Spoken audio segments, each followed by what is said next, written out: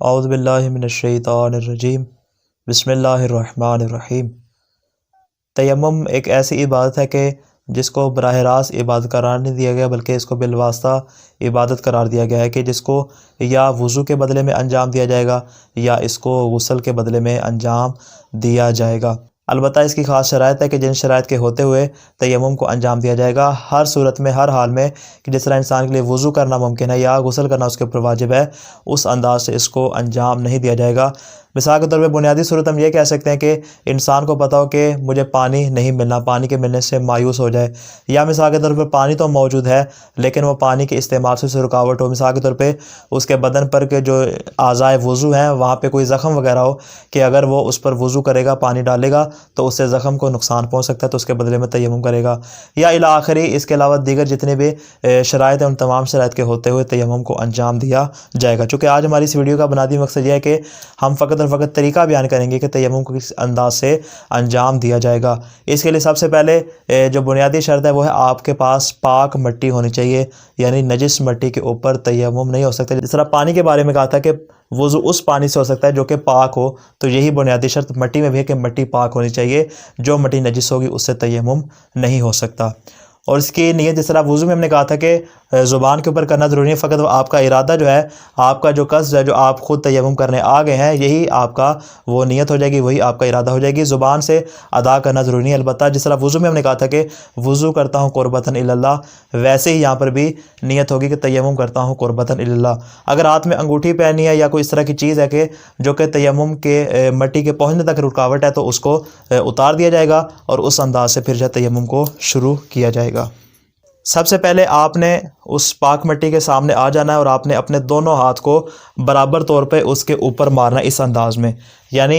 ایسے نہیں کہ آپ نے ایک ہاتھ پہلے مارنا ہے اور تھوڑی دیر بعد دوسرا ہاتھ اس کے اوپر مارنا ہے۔ اس طرح کریں گے تو بھی تیمم درست نہیں، بلکہ دونوں ہاتھ کو بیک اس کے اوپر مارا جائے گا، اور فقط ہاتھ جو ہے وہ اس مٹی کے اوپر مارا جائے گا، اس کے اوپر یوں پھیرا نہیں جائے گا۔ اگر اس انداز سے پھیریں گے تو پھر بھی جو ہے وہ تیمم درست نہیں ہوگا، بلکہ آپ نے فقط اس کے اوپر یوں اس انداز سے ضرب کرنا ہے، یعنی مارنا ہے۔ اپنا ہاتھ مارنے کے بعد اگر بالفرض آپ کا ہاتھ نمی وغیرہ موجود تھی یا پانی وغیرہ موجود تھا یا کسی وجہ سے آپ کے ہاتھ کے اوپر مٹی لگ جاتی ہے اضافی، تو اس انداز سے پہلے اس طرح کر کے اپنے ہاتھ کو جھاڑ لیا جائے گا۔ یعنی بنیادی شرط کیا ہے؟ پہلے زمین پر ہاتھ مارا جائے گا، اضافی مٹی لگ جانے کی صورت میں ہاتھ کو جھاڑ لیا جائے گا، اور سب سے پہلے آغاز کیا جائے گا اپنی پیشانی سے، اس کے بعد باری آئے گی اپنے دائیں بازو کی اور پھر بائیں بازو کی۔ طریقہ کار کیا ہوگا کہ سب سے پہلے اب جن ہاتھوں پہ آپ کے مٹی لگی ہوئی ہے، آپ نے آغاز کرنا ہے بالکل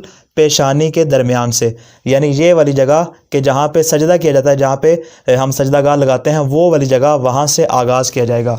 اور اپنا جو دایاں ہاتھ ہوگا اس کو دائیں حصے کی جانب رکھیں گے، اور جو بایاں ہاتھ ہوگا اس کو بائیں حصے کی جانب رکھیں گے۔ اس انداز سے دونوں کو یوں ملا کر یہاں پہ اس انداز سے رکھا جائے گا۔ اگر تو آپ کے ہاتھ کی ہتھیلی کی چوڑائی اس قدر زیادہ ہے کہ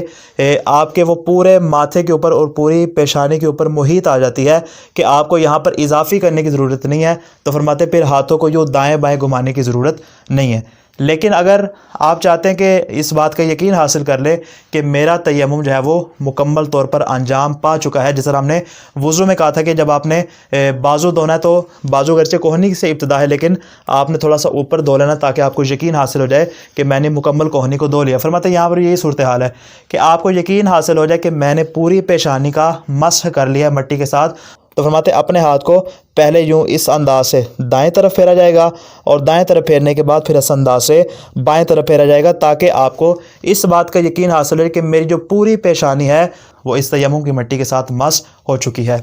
جب آپ اس انداز سے کر لیں گے تو اس کے بعد آپ نے اپنے ہاتھ کو جو اس انداز سے پھیرنا ہے، اور یہ جو ناک کا اوپر والا سرا ہے اس سرے پہ آ کے ان والی انگلیوں کے ذریعے آپ نے کیا کرنا ہے؟ اس کو ختم کرنا ہے۔ یعنی آغاز آپ نے پیشانی سے کرنا ہے، اور یہاں سے چلتے چلتے جو اختتام ہوگا وہ اس ناک کے سرے تک ہوگا۔ یہ ہو گیا آپ کے چہرے کا حصہ جو کہ اس تیمم کے ذریعے مکمل ہو جائے گا۔ اس کے بعد باری آتی ہے آپ کے دائیں ہاتھ کی۔ چونکہ وضو میں جس طرح ہم نے کہا تھا کہ پہلے دایاں بازو دھویا جائے گا، بعد میں بایاں بازو دھویا جائے گا، اسی انداز سے غسل میں جس طرح ہم نے کہا تھا جسم کا پہلے دائیں حصہ دھویا جائے گا، اس کے بعد جسم کا بائیں حصہ دھویا جائے گا، تیمم میں بھی اسی انداز سے ہے، پہلی باری ہوگی دائیں ہاتھ کی، اس کے بعد باری ہوگی بائیں ہاتھ کی۔ جب آپ ہاتھ سے کرنا شروع کریں گے تو آپ جو